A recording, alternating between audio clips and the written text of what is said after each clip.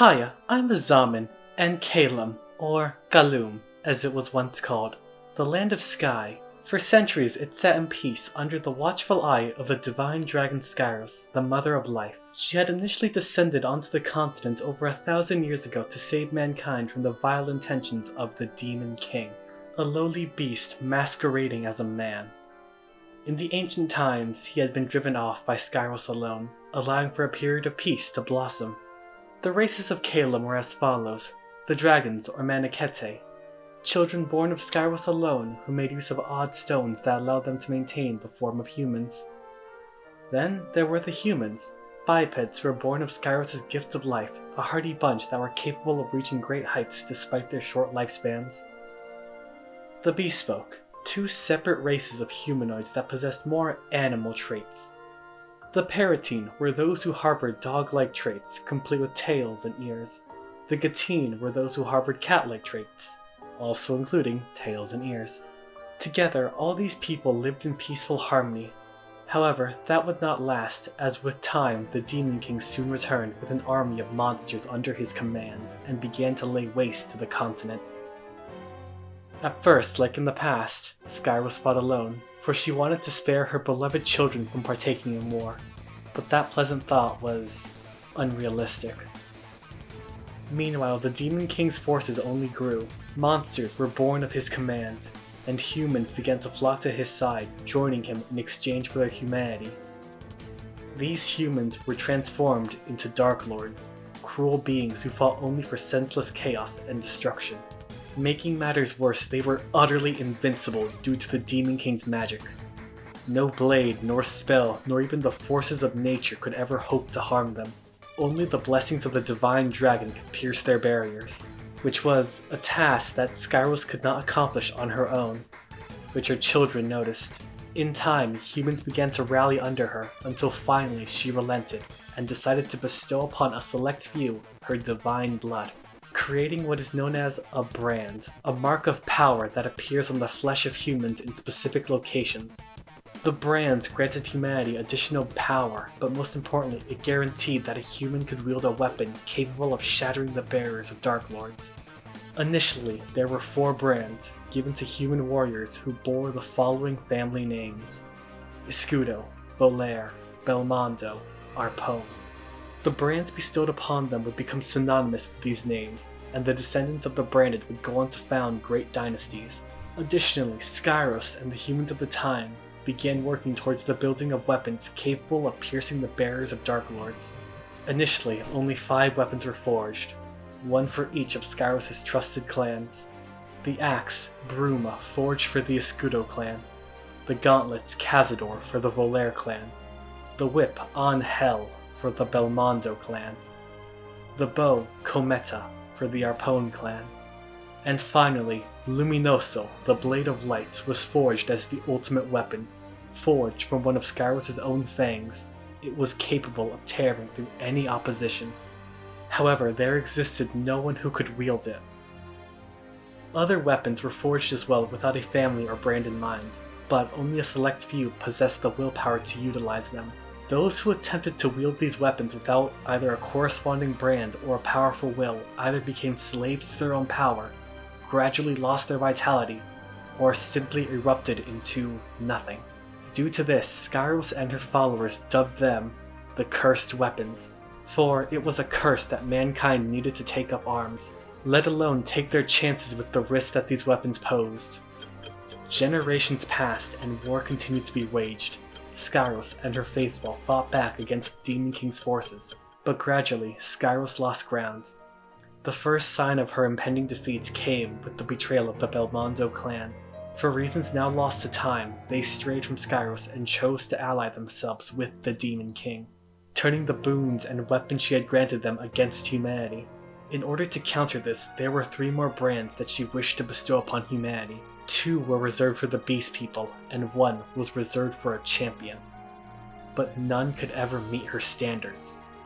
The Gatine never possessed a truly noble heart that would make them worthy of a brand. Their kind was known for being self-centered, and despite the dire circumstances, none were ever selfless enough. None could be trusted with the power of a brand. Next were the Paratine, a dog-like people who, despite being hardy, lacked the ambition and genuine resolve that Skyros needed for one to be worthy of a brand. Were a Paratine to be given the brand, they would not be able to draw its full power, and it would go to waste. And the final brand Skyros wished to bestow was one that she had been holding onto since the very beginning, the brand of Skyros herself. It would be an incredible source of power that would overcome any obstacle. It could potentially even grant someone the ability to wield Luminoso, but none could withstand its might. For in order to withstand the power it would imbue, one would need to be simply built different. In time, that person did arrive. A heroine with no origin and a bearer of peerless talents emerged in the form of a swordswoman named La Luna. Her resolve and natural charisma earned her the respect of Skyros, and she was bestowed the ultimate brand, enabling her the ability to wield Luminoso, the Blade of Light. Her emergence also brought about the arrival of the final two branded, a Paratine named Lobo, who happened to be La Luna's oldest companion, and Mimir, a Gatine child who was raised by the Escudo clan. These two were bestowed brands after La Luna received hers. Her first great act was in convincing a Belmondo to return to the side of Skyros. The one she convinced was a man already in his twilight years. His name was Alcor. He would go on to be her advisor and tactician, becoming instrumental in turning the tide. La Luna would then go on to unify all the branded of her era into a single unified fighting force, as at this time they were spread around across the continent, fending off different forces of the Demon King. But under La Luna's leadership, they became known as the Legendary Heroes. They were La Luna, the Heroine, Estilo of Escudo, the Pillar, Alcor Belmondo, the Enduring, Celosa de Voler, the Unfettered, Arma de Arpone, the Dauntless, Lobo, the Ferocious, Mimir, the Unseen. With all six of them, the tides of war began to turn. For 4 years, the Demon King War continued to wage with La Luna at its helm, until all hope was utterly shattered. The Divine Dragon was slain by the Demon King. Her colossal form crashed into the southern tip of the continent. The war was all but lost, as Skyros' followers and faithful began to flee. La Luna and the rest of the heroes were unable to aid Skyros, for she had sent them away, foreseeing her impending death. Despite the death of the Divine Dragon, her voice could still be heard, and she implored La Luna to fight on. La Luna then rallied her fellow brands and what forces she could into a minuscule but determined army. By this point, all, save for one of Skyros' dragon children, were dead. Abel, the oldest of them, now the only one left, denied taking up his mother's position and placed his trust in La Luna's leadership, granting her his support and strength. With the forces she was able to muster, La Luna put everything on the line, sending Abel, Arma, Celosa, Lobo, and Mimir to engage the Demon King's army head-on, having them serve as a distraction, in order to create a one-in-the-million opportunity that would allow La Luna, Estilo, and Alcor to break through the Demon King's ranks and engage him directly. The odds were slim, but even knowing them, the plan was put into action, and it succeeded. The battle was fierce, and although Estilo was slain, so was the Demon King. By La Luna's hands, her gambit had paid off. The Demon King's forces were left in disarray, and the followers he had amassed were now on the run, while La Luna herself was heralded as an instrument of Skyros' divine will. The followers of the Demon King's forces fled for the seas, taking with them the Demon King's armor and his weapon, the Escuro. They traveled to a series of isles to the northeast of the continent. As they fled, La Luna chose to not give chase, and instead turned her attention to whatever Skyros could have left them. To this end, she dug through the chambers that once housed Skyros, discovering a dragon egg. As La Luna approached it, it began to hatch, and on that day, the final dragon was born, Isabel. Taking this as a sign, La Luna chose this moment as a day for history to remember, and decided it would be the start of a new era, what is known today as the Modern Era, bringing us finally to Age Zero. In this first year, the entire continent was unified under the goal of reconstruction. During the long war with the Demon King, large civilizations were unable to be formed without attracting monster hordes. The only large civilizations in the area were the ones surrounding the Divine Dragon's temple. but now they could crop up anywhere with relative ease. At the forefront of this movement was La Luna herself, who was crowned the first exalt of a unified Hallidom of Calum. The continent was now finally under the complete control of its denizens. The monsters and Dark Lords who had been ever present went into hiding or were hunted down. Peace had at last arrived. Age 3. Southwest of the continent, fissures began to appear that spewed monsters and released a heavy fog. Alcor, now the only survivor of his clan after they were eradicated during the Demon King War, vowed to dedicate his life and his future lineage to fending off the new monster threat. As a form of recompense for the atrocities his family committed, from that moment forward, the Belmondo Clan would hunt the night. Age 22.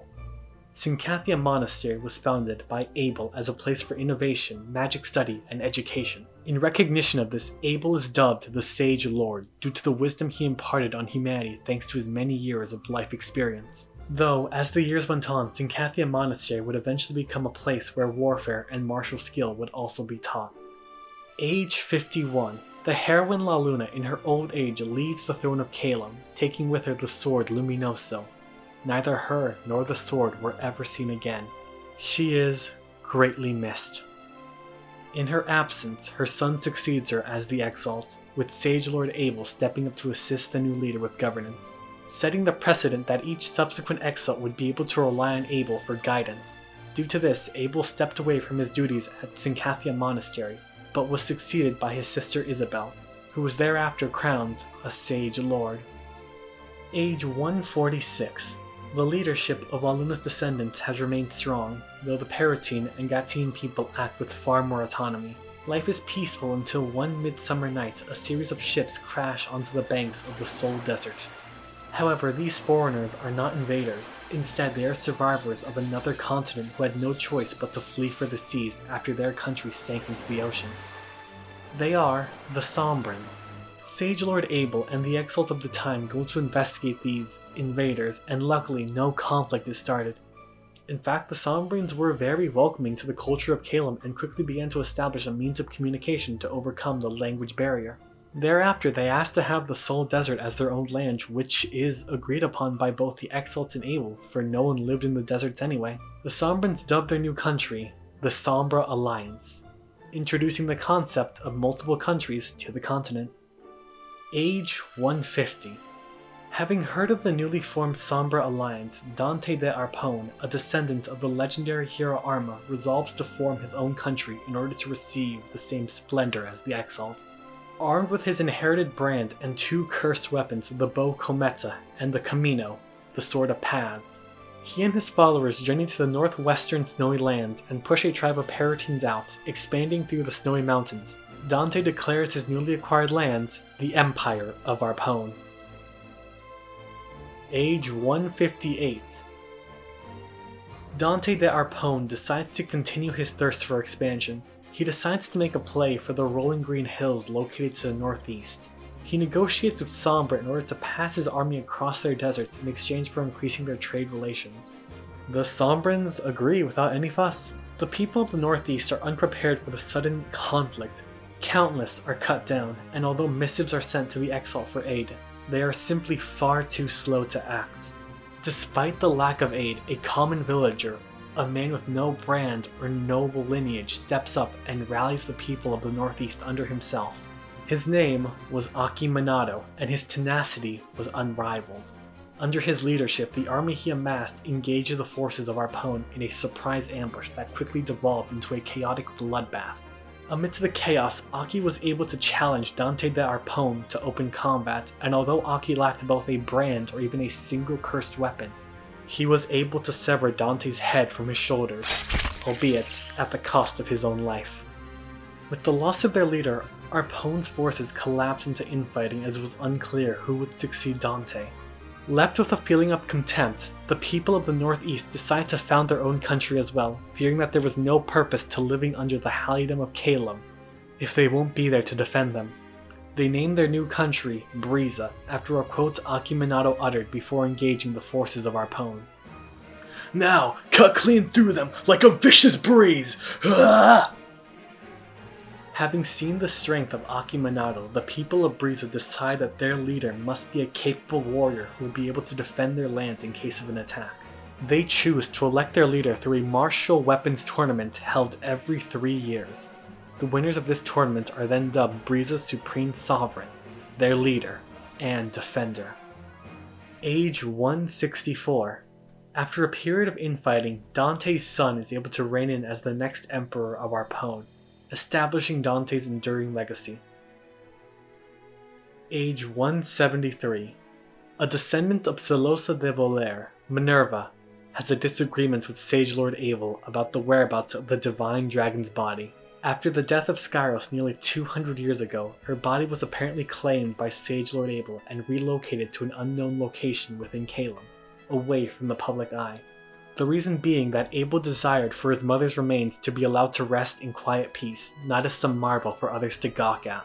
Minerva demanded that Abel reveal the location of the divine dragon's body, and admit that the divine dragon's corpse lay in the swamplands where the Paratines and Gatine call their home, going as far as to state that a dirty people like the beast folk are disturbing the body of Skyros by walking upon it. Abel refused to reveal Skyros' resting place and affirmed that it was not in the lands of the beast people. In response to this, Minerva spat at his feet and left, taking her followers with her and founding her own country, the Queendom of Voler, stating that she and her family would one day uncover the whereabouts of the divine dragon. Age 190. By this point, the Belmondo clan has grown extensively as Alcard's descendants have been keen on continuing their lineage, having grown large enough that they now have managed to defend the southeastern side of the continent with complete autonomy, never needing the aid of the rest of the continent. However, sentiments towards the Belmondo clan have continued to remain sour due to their ancient betrayal of Skyros. Growing wary over the distrustful eyes, the Belmondo clan request that they be given autonomy over the monster-infested fissure lands, as to no longer be a burden on the rest of Calum. The Exalt of the time, against the wishes of Sage Lord Abel, chooses to honor the Belmondo clan's request, sequestering them from the rest of the continent and giving them a country of their own. The newly born country is dubbed Nublado, Calum's Shield of the West, named after an ancient word that describes the heavy fog that spews from the monster fissures. Age 212. Sage Lord Abel receives a premonition from his mother Skyros, warning him of an invasion by sea from the descendants of the Demon King's followers. In his company at the time was Regan Escudo, the current head of the Escudo clan, and the pair concoct a plan to gather the descendants of the legendary heroes. Age 214. The Exalt is able to locate every descendant of the legendary heroes except for Lobo, as the Paratine tribes prove to be unintentionally unhelpful. With this setback, Regan Escudo decides that he and a band of his followers will engage the Demon King's descendants at sea, in order to buy the Exalt more time to locate the descendants of Lobo, feeling confident that even should he fall, his son could take his place. A large-scale battle at sea erupts between Regan Escudo's forces and the Demon King's descendants. Over the course of a few months, Regan somehow manages to rout the Demon King's followers, even learning that they now have taken to calling themselves the Mysterians. Age 216. In the end, Lobo's descendant was not discovered, but that hardly mattered, as Regan Escudo had secured victory over the Mysterians. The descendants of the Demon King were bested. His victory was widely celebrated, and in a boast, Regan claimed that he and his descendants will fight back against the Demon King's lingering will until they eradicate it once and for all. In order to help Regan achieve this goal, the Exalt of the time grants Regan and his supporters complete autonomy, leading to the birth of the Kingdom of Escudo, Calum's Shield of the East, with Regan as its first king, the greatest Escudo after Estilo. Age 239. Even though the Gatine and the Paratine tribes have been acting with complete autonomy the entire time and little oversight over Calum, they are finally officially recognized as their own country, leading to the birth of Umido, the land of the beast folk. At the same time, a large swath of land to the south of Escudo is also granted autonomy, but with oversight being handled by Sage Lord Isabel from Sincathia Monastery. The Exalt of the time enacted this in order to consolidate power and do away with the countless undocumented villages that dotted the territory. The new country is dubbed the Free Glades. Intermission. We shall now skip ahead 100 years as we enter the modern world. The following events I shall narrate will be the events that lead directly to the current state of Calem in the Age 400. Now then, let us jump to Age 342. Akari of Escudo, the 8th king of Escudo, is born. Age 348. An ordinary, unassuming man is born. Age 349. A talented Gatine singer named Rhapsody is born. Age 352. The Red Reaper is born. Age 357. Nemecio La Luna, the future Exalt, is born. Age 358. The then 16-year-old Prince Akari of Escudo comes to the rescue of the current Exalt and her infant son Nemecio by defending Calem's borders from a stray monster invasion. During the battle, Akari manifests the brand of Escudo on his collarbone. His prowess in battle and strength as a leader is put on full display as he and his forces manage to rout the monsters before they reach any villages. The Belmondo Clan is sneered at and has much anger directed towards them for allowing such a large force to break into Calem territory. Age 361. Prince Akari of Escudo at the age of 19 ascends the throne as Escudo's 5th king, after his father passed away from illness. Age 365. Hatham, the first prince of Escudo, is born. Age 366. In Escudo, a farm boy named Moritz von Aegis is born. In Arpone, a boy named Nero is born to a nameless woman. That same year, the entire empire of Arpone falls into complete disarray as Emperor Virgil is killed in a conflict between his power-hungry siblings. Over the course of the next year, the Arponian royal family destroys itself and becomes lost due to infighting, leading to the start of the Arponian Civil War as countless warlords and pretenders begin to arise in a bid to claim the country for themselves. Age 371. Away from the continent, on Mysteria, the land of the Demon King's followers, Princess Cor Caroli, a descendant of the Demon King, is born. That same year, Mysteria launches another attack on the continent. This time, in the shoes of Regan, the then 29-year-old Akari engages Mysteria's forces and successfully repels them, cementing himself as one of the greatest Escudos to ever live. Back on the continent, in the Free Glades, a baby named Zatz is born to the Kelendrick merchant family. Age 372. Twins Valeria and Xandra Cordera are born to the Escudo royal blacksmith. That same year, tales of a man known as the Red Reaper begin to spread throughout Arpone after news of a massive man wielding a crimson blade single-handedly cleaves his way through a warlord's entire army. Age 373. A girl named Tilde Flores is born to a family of nobodies in Arpone. Elsewhere in Umido, a Gatine boy named Bravado is born to renowned singer Rhapsody and his wife, Gatine Ambassador Symphony. Age 374. The then 17-year-old Nemecio La Luna has an affair with his maid, a common-born girl, during a night of debauchery. 4 months later, in August, Nemecio's mother, the then Exalt, passed away due to complications with childbirth, robbing Nemecio of a sibling. Within a week, Nemecio is crowned the 13th Exalt of Calem. That same week, the maid who Nemecio had his tryst with reveals that she is pregnant. Nemecio, worried about how this unexpected development will affect his reputation as Calem's next Exalt, acts rashly. He chooses to send the maid away with a surplus of money and resolves to hide her existence and any existence of the child from anyone, including the ever-present Sage Lord Abel. On December 24th, Exalt Nemecio's first child, Michi, is born. Back in Arpone, throughout the year, the Red Reaper wanders from battlefield to battlefield, joining warlords indiscriminately, killing whatever dared to stand before him. Age 375, Nell Sirio, a Paratine in Sombra, is born. Age 375. Maha, first princess of Volaire, is born. Age 377. Lux, the fourth prince of Escudo, is born. Age 379. Schmoopy Galtia, an ordinary girl, is born in the free glade village of Mythos. That same year, Princess Maha de Volaire is seemingly kidnapped from her cradle, sending the Queendom of Volaire into a frenzy as they look for the missing crown princess. Additionally, in Escudo, Gatine Ambassador Symphony is found murdered. Her husband, the famous opera singer Rhapsody, is convicted of the crime due to being the only other person present. Despite pressure from the Gatine Council of Umido, King Akari resolves to have Rhapsody tried in Escudo due to the uncertainty in Rhapsody's conviction.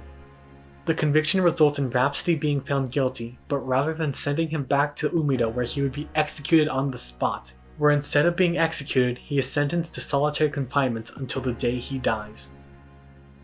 Age 380. In the Queendom of Volaire, the second princess, Roha, is born. Throughout the year, the Queen of Volaire, Lakshmi, attempts to gain an audience with the leaders of Umido, but due to the Paratine's lack of centralization and the general Gatine trait of aloofness, along with the sudden death of Ambassador Symphony, no such audience is ever held. The reasons for why she may have wanted an audience are unknown, but many presume it perhaps had something to do with the missing Princess Maha. Then, for whatever reasons, Queen Lakshmi decides to fulfill the promise of her ancestor Minerva and launch an invasion into Umido to uncover the whereabouts of the divine dragon's body. Yet she does not act alone, instead roping in several Arponian warlords under the promise that any land they take in Umido shall belong to them. What follows for the remainder of the year is a culling, as Valerian and Arponian forces cut a swath through Umido, razing villages to the ground and killing any beast people they come across. Though the Gatine and Paratine attempt to fight back and use the swamp to their advantage, they find themselves unable to compete with the superior numbers of their invaders.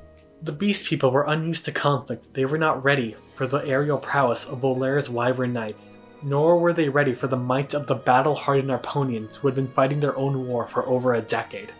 This event is later called the Clash of Beasts. Countless innocents are slaughtered, many attempt to flee Umido. Reactions from the surrounding countries are non-existent. The Sombra Alliance, still considered an outsider to the continent's affairs, does their part to avoid any conflict. Bariza seemingly pays no mind. Nublado is far too occupied with their constant monster invasions to even notice.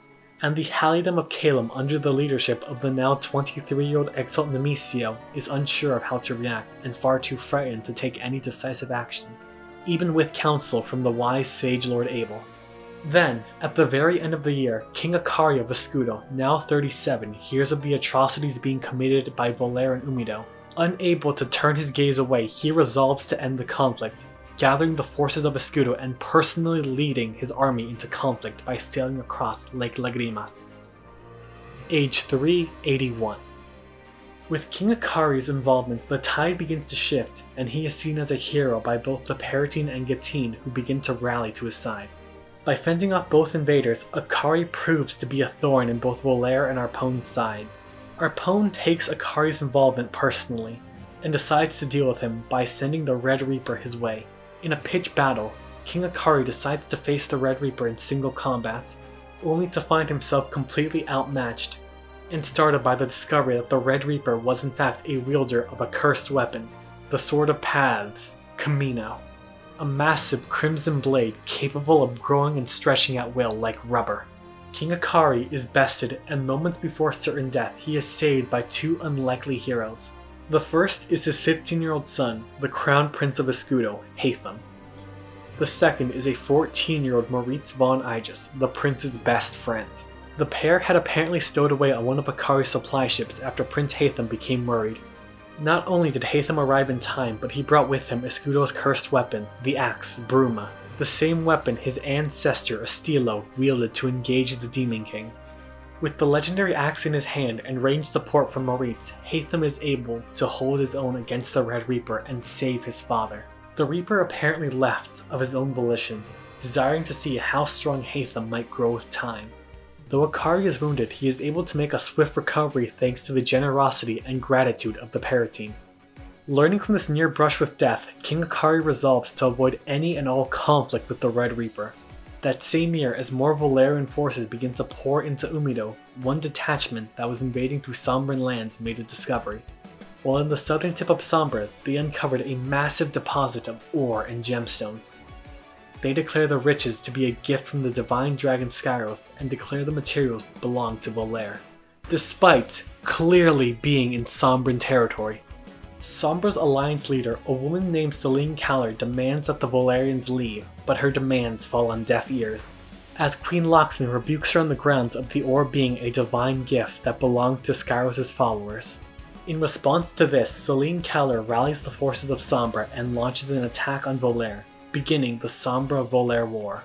Elsewhere on the continent, the Freeglades are suddenly attacked by Demon King cultists, followers of the Demon King who were unable to flee the continent like the Mysterians, and instead hid, waiting for the day where they could strike. The Demon King cultists razed villages and burned them to the ground, killing countless denizens of the Freeglades. But worst of all is their main objective, the kidnapping of young children in order to convert them into witches.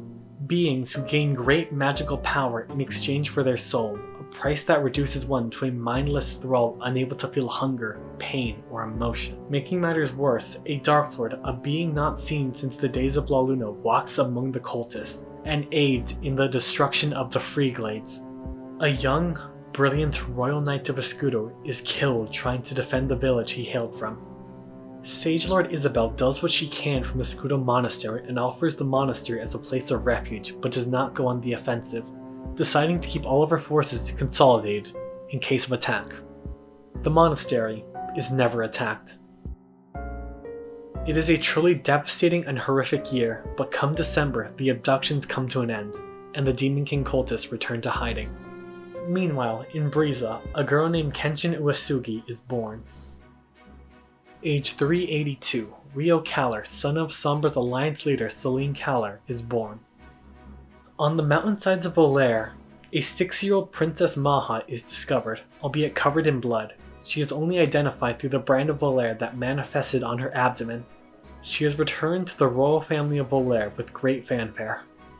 In the Freeglades, folktale begins to spread about a golden knight who rides a white horse and obscures his face.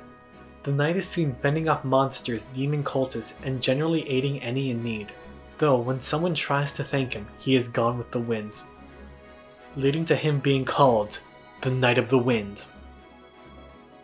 However, that is not the only rumor, as in Sinkathia Monastery, rumors begin to spread about a witch attending. A rumor that turns out to be true, at least somewhat. At 4 years old, a girl with both black and white hair attends the academy. Her name is Schmoopy Galtia. She is a half-witch. Yet there is one more development in the Freeglades. Exalt Nemesis, now 26, travels there in order to see the damage himself. There, at the coast of the Glades, he has a fateful encounter with a woman named Ursa. She was a woman who had seemingly lost everything to the abductions a year prior. Nemesis, having seen the tragedy for himself, resolves to take more action in his duty as the Exalt, by first offering to help Ursa get back on her feet, and then aid in the rebuilding of the Freeglades. The two would fall in love.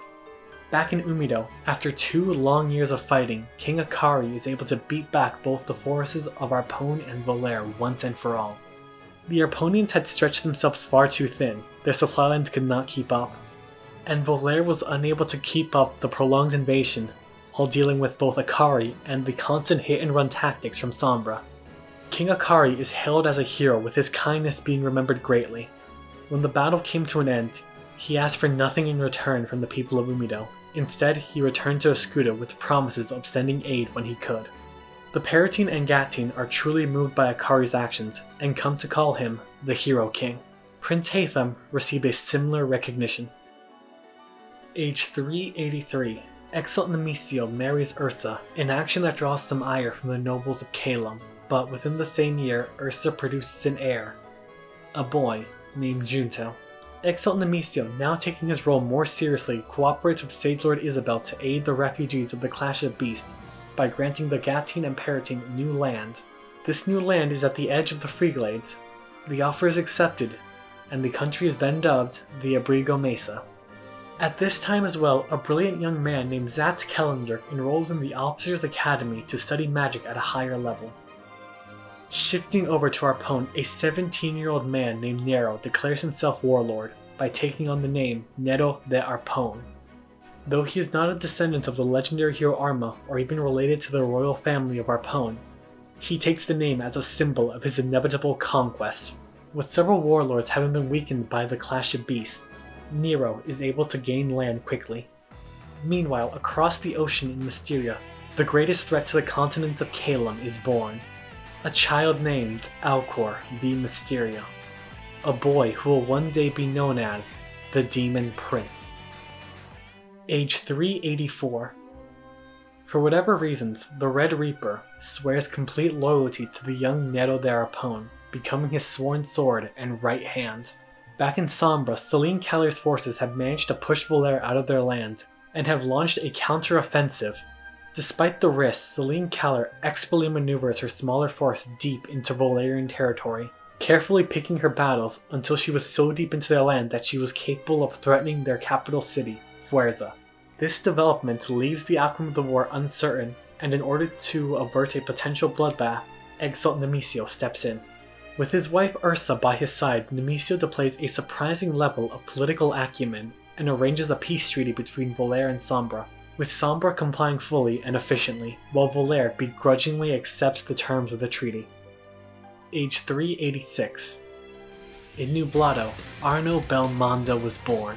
Back in Escudo, Xandra Cordera officially joins the royal army of Escudo, while her sister, Valeria Cordera, starts her apprenticeship under the kingdom's royal mage, and begins to take an interest in politics.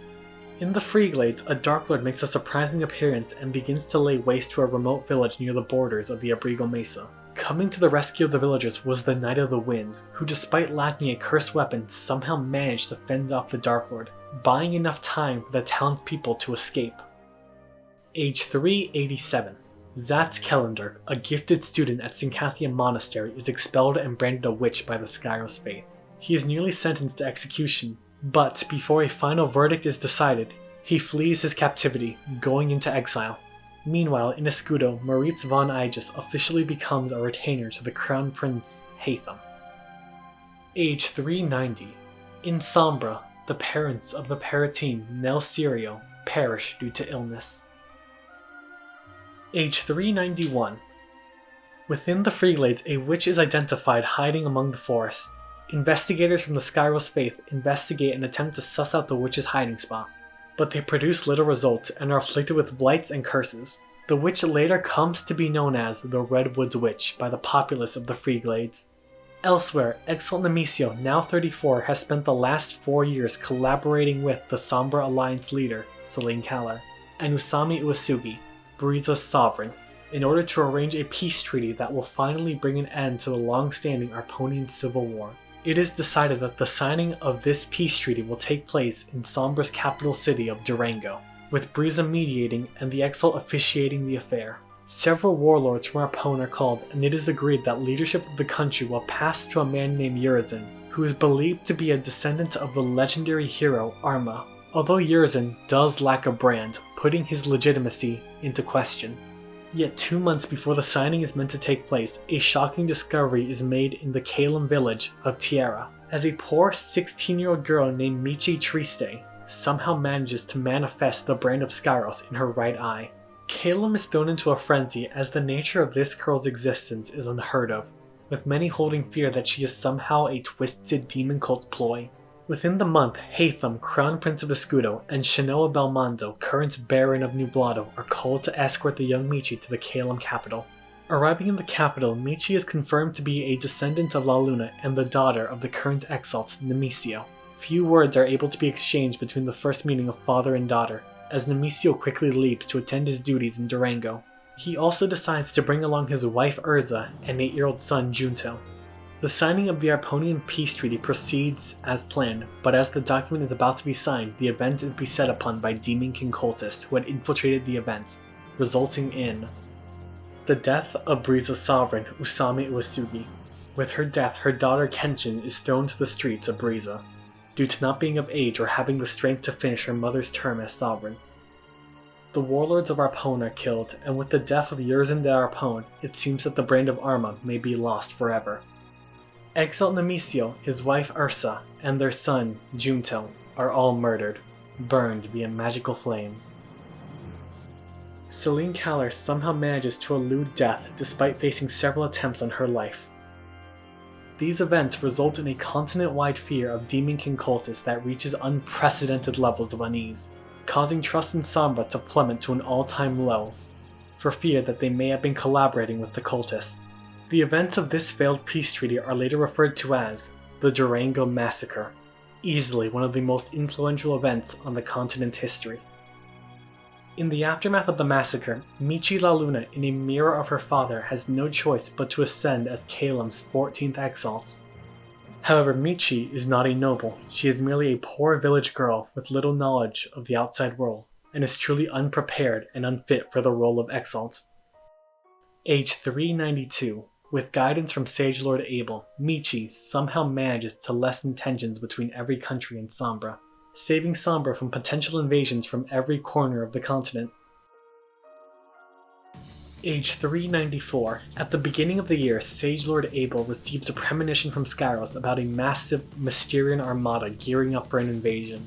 King Akari, now at the age of 52, accepts the call to action and rallies the forces of Escudo as quickly as possible to engage the Mysterians at sea, like he did when he was 29. However, he is not the only Escudo, as he is joined by his eldest son, Hatham, age 29, along with Hatham's retainer, Moritz.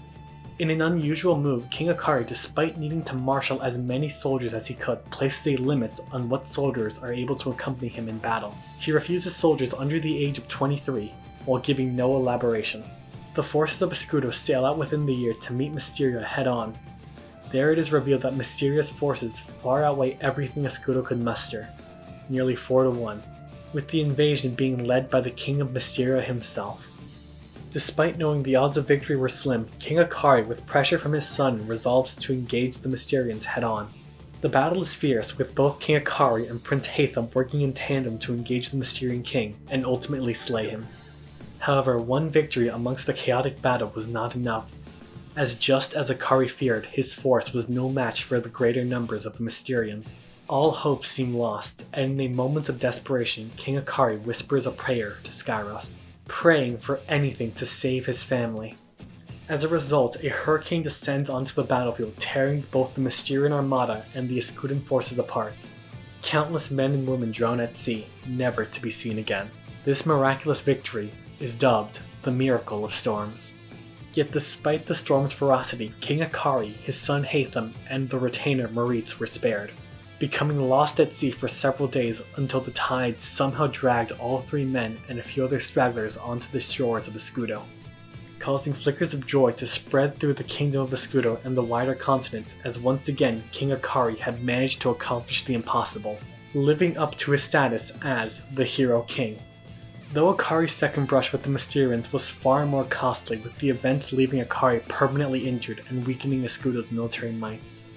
Soon after both Escudos returned, a celebration was held in honor of their victory, with many attendees speculating that King Akari was going to finally step down from the throne after 33 long years and allow Prince Hatham to ascend. However, before anything can occur, King Akari's health takes a sudden turn for the worse, causing all plans to be cancelled, though Prince Hatham is unbothered and continues to enjoy a smaller celebration alongside his retainer Moritz. Unfortunately, the very next day, Prince Hatham is presumed dead, having been poisoned by a bottle of wine he had consumed the night prior. His death sends shockwaves throughout Escudo, as the perfect heir to the Hero King, who had fought alongside him for the betterment of the world since he was but a boy, had perished without a clue as to who could have orchestrated it. Now the death toll from the battle with Mysteria weighed heavy on everyone's consciousness. Then, not 2 days later, before Hatham was buried, a new crown prince was declared. Lux, only 17 years old, and the fourth-born son of King Akari, was declared next in line for the throne of Escudo. Immediately, he was assigned his first retainer, Xandra Cordera, a royal guard, only 22 years old. Prince Lux was then told to select his second retainer on his own, and Prince Lux made an odd choice, by choosing to venture into Escudo's dungeons, in search of a man who had been convicted of a crime he allegedly did not commit. Lux's choice of retainer was Rhapsody, the Gatine singer who 20 years prior had been convicted of the murder of his wife. The decision was met with much skepticism, but Lux's reasons were his own.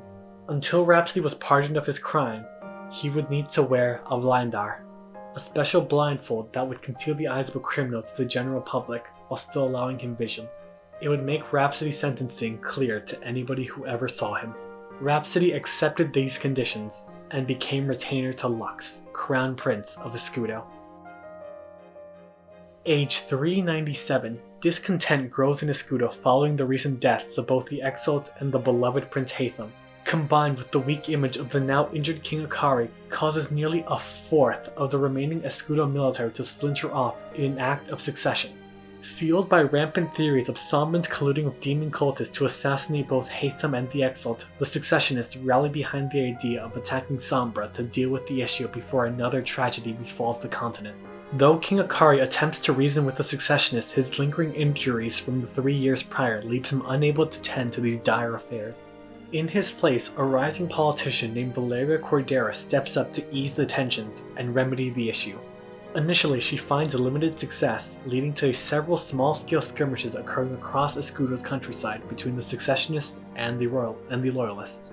However, Valeria Cordera is eventually able to resolve the situation by recruiting Moritz von Aegis to her cause, a man who through his experiences alongside Prince Hatham had earned the respect and admiration of countless Escudans. With his aid and support, Valeria managed to remedy the entire ordeal, reunifying Escudo, and securing Valeria's position as a royal advisor to King Akari. Yet as Escudo dealt with this issue, the Freegleets to the south suffered their own trial as a raging forest fire began to spread throughout the country. A fire believed to have been started by the Redwoods Witch, which he used as a cover to escape to other countries. At least 88 people are documented as having perished in this fire. Yet that was not all, as a third tragedy struck during this age. North in Briza, the country had to endure its 5th attempted Arponian invasion, the first one in over 50 years. During this time, the civil war in Arpone began to near its conclusion, as it appeared that Nero, their Arpone, shall be the man to unify the country, though he is not content with only taking Arpone and decides to test the waters by scouting Arpone's ancient target, Briza. To this end, he sent a small secondary force led by the Red Reaper to attack Fort Prisa, a fort maintained on Briza's western border. By signing a pact of non-aggression with Alliance leader Celine Keller, Nero arranges for the Red Reaper and his force to stroll through Sombra on their way to Briza. Once arriving at the site of the fort, the Brizans spot the approaching army and move to engage them, and they actually manage to repel the Arponians. But 2 days later, a larger army appeared. The force the Brizans had managed to repel was but a scouting party, and now the main army had arrived with the Red Reaper leading the pact.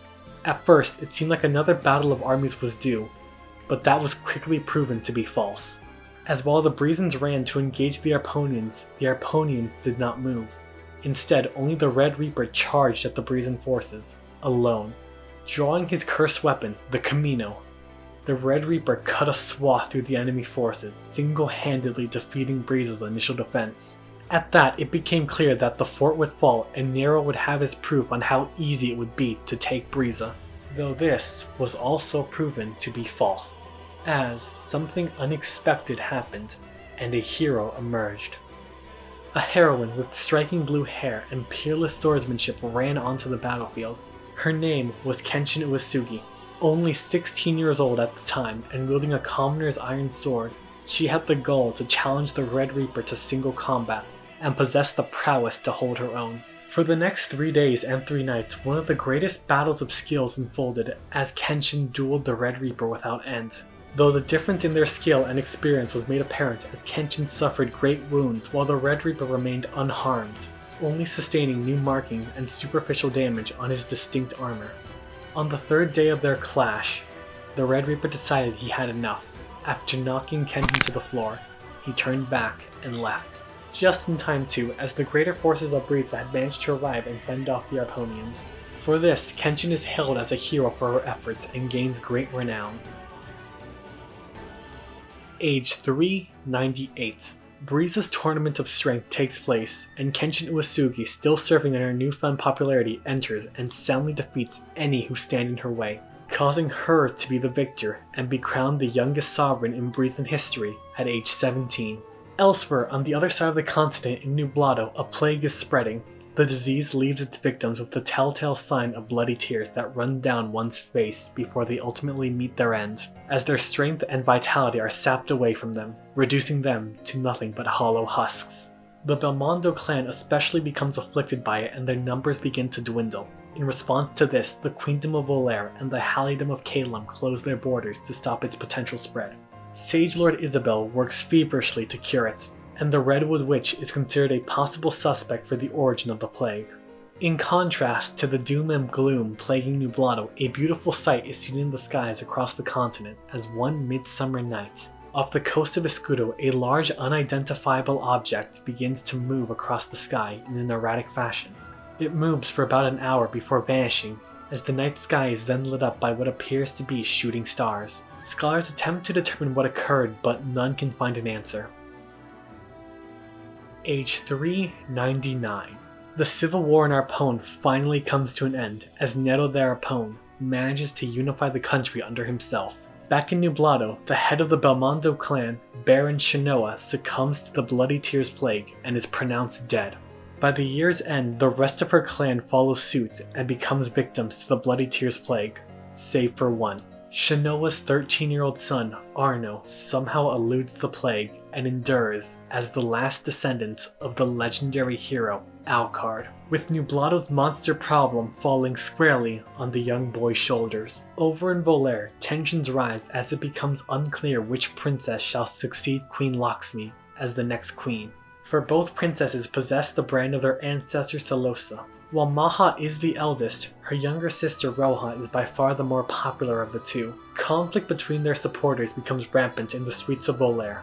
And finally, the Freeglades and by extension the Abrigo Mesa begin to suffer from a drought. Bringing us to the modern day, age 400. It is in this year that the Demon Prince Alcor v Mysteria, at only 17 years old, will launch the first true Mysterian invasion. Every prior invasion by Mysteria is nothing compared to what will soon follow. Alcor's invasion is coordinated by his elder sister, Princess Cor Caroli. Alcor's arrival was foreseen by Sage Lord Abel, who through a premonition from his mother Skyros was able to witness the Demon Prince, allowing him to see that the boy, despite his young age, was by far the greatest threat Calum had ever faced since the Demon King, as Alcor is clad in the armor of his ancestor and wields the Escuro, the very same weapon that slew Skyros 400 years ago, while Luminoso, the Blade of Light, remains lost. However, to oppose the Demon Prince is a group of unlikely heroes who will be led by an Escudo. Lux of Escudo, at age 23, is the lord who will bring the fight to the Demon Prince. Though he possesses a self-destructive nature, his determination shall carry him forward. Rhapsody, at age 51, serves as Lux's advisor and mentor, guiding the young man through his use of harsh kindness. This man, despite his advanced age, still has goals he must accomplish. Xandra Cordera serves as Lux's sworn sword and retainer. Though she has never seen true conflict, the coming events will allow her to demonstrate the skills she has honed. While she thinks little of herself, there is far more to her than meets the eye. Zatz Kalendurk, the Red Woods Witch, is guided by a mysterious force of providence that shall lead him into contact with Lux, as Zatz's unique abilities and talents shall make him invaluable. The man may appear boisterous and haughty, but at his core he possesses a humble goal. Nell Sirio is a farmer. The red string of fate shall carry her to highs and lows she never once thought possible.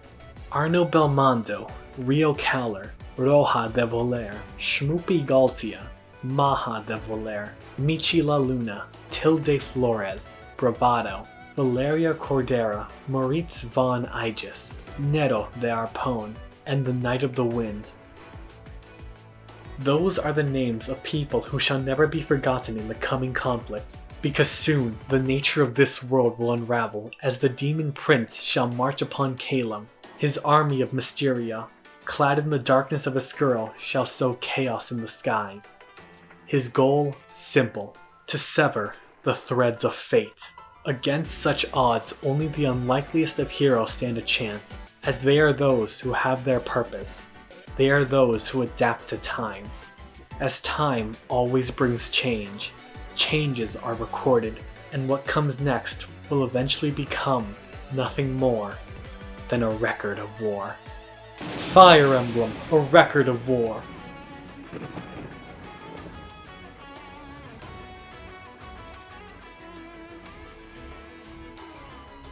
Alrighty, video over. My throat makes me feel like a very dehydrated turtle. But I should explain a few things. First off, this is not a real Fire Emblem game, or even a fan game. This is the story and lore of my future Mutants and Masterminds Fire Emblem campaign that I'll be running for 5 good friends of mine. Love you guys. So yeah, I made this probably an hour-long video for 5 people. I love having a YouTube channel. Second off, all the art for the characters, those are not stolen. Most of the silhouette characters, those are just hero stuff that I've just made silhouettes in a solid color. And anything else is from official Fire Emblem Heroes art. However, the people who have faces and are given a birth date, yeah, those were commissioned by me because I have been able to work with a lot of really wonderful artists. So let's give them credit real quick. First off, we have the wonderful On_51, who I have commissioned for nearly 2 years now, and she has provided me of such stellar artwork and she is very talented. She is the one who has designed the protagonists for this game. Look at them, they're all in a unified art style, which is insane. Please check her out. Next up, we gotta thank the Platinum Amy from Twitter, who is amazing. Look at these 2 pieces of art, these 3 characters. They look so good and I love her colors. Check her out. Now I gotta thank Zith, who I commissioned under some humorous circumstances. But ultimately, I am very happy with the end result of Miss Tilde Flores. Check them out. Next up on the art list, we have my good and very talented friend Dolly, who designed these very cool, sick, and awesome mass knights. Dolly is very talented. Lastly, we have the newest artist I've commissioned, Sirunaro, who has an insane working speed that I am utterly shocked by to this day. But all of their art is amazing. Check out these men they made for me, they are so good. That about wraps up the artist Palooza. I will probably be making some videos on this game once it starts, and oh yeah, it hasn't started yet. This is still the preamble, and every single player character has at least 5 stories dedicated to them, because along with the stories I wrote, we now have over 100 pages of supplementary material, not even counting the 30 pages that this script is. Because holy crap, what is wrong with us? Honestly, not that much. We are having a lot of fun. But yeah, my next video will probably be something shorter. I am very tired. Anyway, I have been a Zamen, and thank you very much for watching this video. And consider sticking around if you don't hate my voice. My sole goal here is to improve my writing, editing, and speaking as I go on. Goodbye.